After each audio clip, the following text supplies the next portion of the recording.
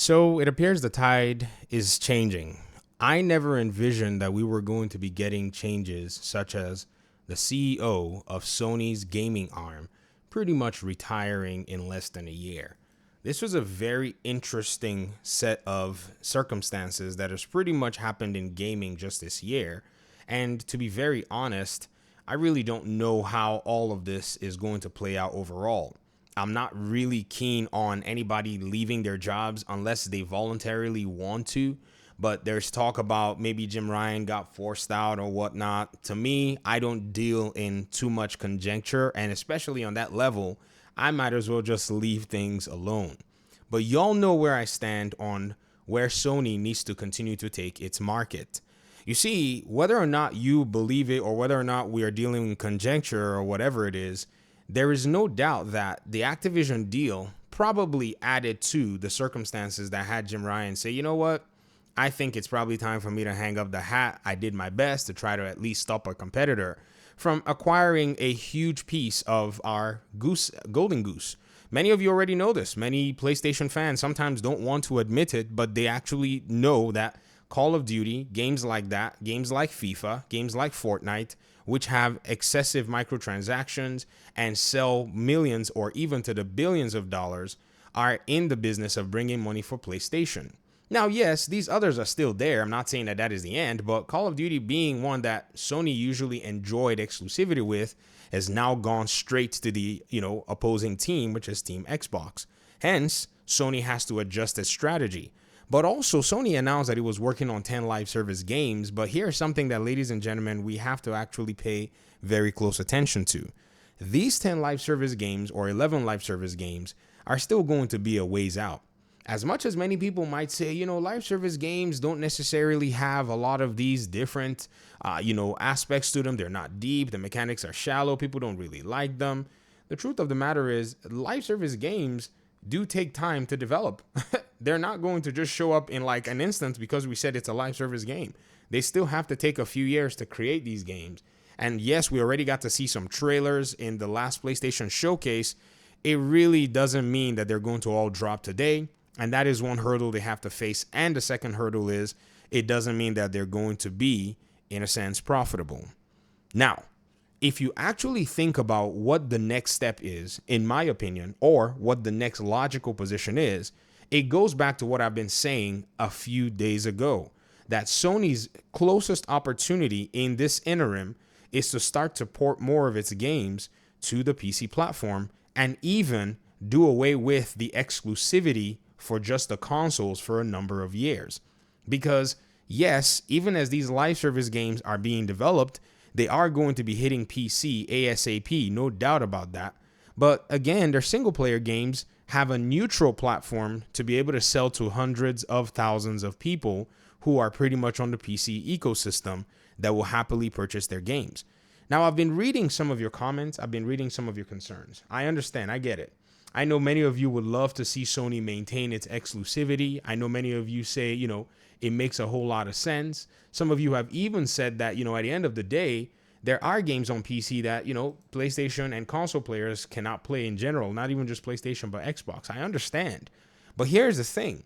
These games are not kept away from console because there is a platform holder on PC.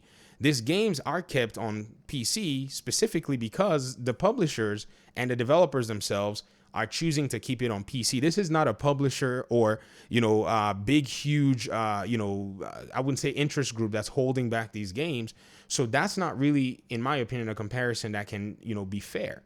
Like if you look at my comment section on my, conversations with Marvel Spider-Man and, PC, you're going to see comments that go to the effect of it will come to PC in like 2 or 3 years for sure. Well, we kind of know that because that has been said, but should that be the case when there's a huge market there and their competitor has pretty much started to make headway? Some people are saying maybe in 2024, maybe 25. Some people are saying it will not come to PC, and so on and so forth. But the reality is, what is Sony's strategy right now? Like I've said before, the unique selling point of Sony is supposedly the exclusives. But here's the challenge. They have a lot of competitors in that space for providing games that are somewhat similar to the exclusive games that continue to eat into their profits or their potential sales. And they not only have these competitors, they're hosting these competitors' games. Ubisoft, as many of you may or may not necessarily think that Ubisoft is capable of dropping good games, Ubisoft is a silent killer because not only are they dropping the games on PlayStation, they drop it multi-plat. And the PC side of Ubisoft business is actually really huge. They go directly to the consumer when they want using their Uplay platform, or Ubisoft Connect is what they call it. And so far, so good. That platform is constantly netting them a whole bunch of money. And they have a lot of games on there. In fact, many of you may or may not know, Tom Clancy's The Division 2 was actually saved by the PC side of the game. The console sales were so poor that Ubisoft probably, in a sense, thought they were probably not going to go ahead and make a sequel, or they were saying to their own shareholders, I remember at that time, that the game did not meet expectations at, the time that it released on console. But PC by itself went ahead and sold a couple million, copies. I think it moved up to about 10 million copies after a while, and the PC community eventually was able to pretty much carry this game. This was not a small game, in my opinion, for the community to carry, but that's what the PC community was able to do. So looking at this particular paradigm, you're going to see games like Valhalla generating billions of dollars in sales. If you actually go back and look and say, how much has AC Valhalla actually made? I looked up the number yesterday, and believe it or not, AC Valhalla has actually netted about $1.8 billion in total revenue. Now, as to profit, we don't really know, but I mean, if we look at how much even PlayStation is spending on developing their games, which, showcase high quality, how much more are we not to say, okay, there's probably some similarity in regard to comparing production costs for even a game like Assassin's Creed. Many of you know that a game like Horizon, Zero Dawn or Horizon Forbidden West and all these other games, yes, they'll probably eventually clock $1 billion, but they're still on the way to doing that. And if you actually take it down to say, okay, 1 billion in terms of revenue, and you take that number and divide it by, say, the $60 number, you're going to see that that is actually a good number of sales. In fact, I was so shocked when I saw the numbers that I thought to myself, there's just no way. This is insane. It means the game probably clocked over 12 to 16 million copies, depending on how you want to scale it. Or maybe if you want to say, people using Ubisoft Plus, the game was able to sell a very high number. So basically, if we wanted to be conservative, we would say somewhere around 14 million copies for Assassin's Creed Valhalla. God of War Ragnarok is still making its way past the 10 million mark, and so this is something we'll probably see, but that number is not out of the question for other publishers and developers to go ahead and make. And this is the point that I'm making, saying if PlayStation really wants to be competitive, I think that leveraging the PC platform is really going to close the gap already, because yes, on the PlayStation fan side, they are already purchasing, decent numbers of the game. I did the calculation in my other video, and we came up to about 6% of the prevailing PS5 and PS4, consoles pretty much patronizing these PlayStation exclusives.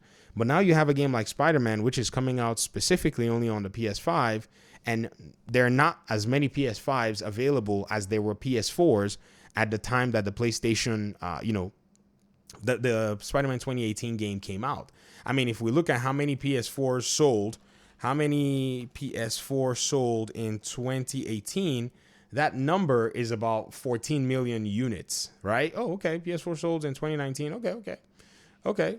Oh, no. 14 million sold. Okay. I take that back, guys. There were so many PlayStations out there. So that's why that game was able to pretty much throw down like crazy in a sense. But now with the PS5s don't seem to be, really pushing those numbers just yet. Because the PS5 is not yet 5 years old, but at 2018, when the Spider-Man PS4 game came out, the PS4 was 5 years old. And so it had a lot of sales already available. But now we're not necessarily there. So what is to assure Sony that they're going to get, similar amount of sales out the door as they did in 2018, seeing that the consoles are not necessarily there? And yes, Spider-Man is probably going to sell some consoles, but it doesn't seem like it's going to do as, in my opinion anyways, it's not going to move the needle as much, because it already moved a bunch of people to buy the PS4s, then it came on PC. So many are probably going to be thinking, so what is the incentive for us anyways, to go ahead and get a PS5, get $600 to play this one game? So there are just so many questions that, continue to arise when we look at things. And if you continue to, pay attention to even other publishers and look at, say, Rockstar, look at From Software, and all of the different things that they're doing, you're going to realize that, man, all these companies achieving double digits in millions of sales, even though they may not necessarily be, a plethora of them, they're not too far away from, Sony, and they sell their games even on Sony's ecosystem. Granted, Sony makes money, but I think the strategy has to change in order for it to make a whole lot of sense. Let me hear your thoughts in the comment section. Thank you so much for tuning into the video. I appreciate you guys' time and audience. Hopefully we'll talk pretty soon in another one. Peace out.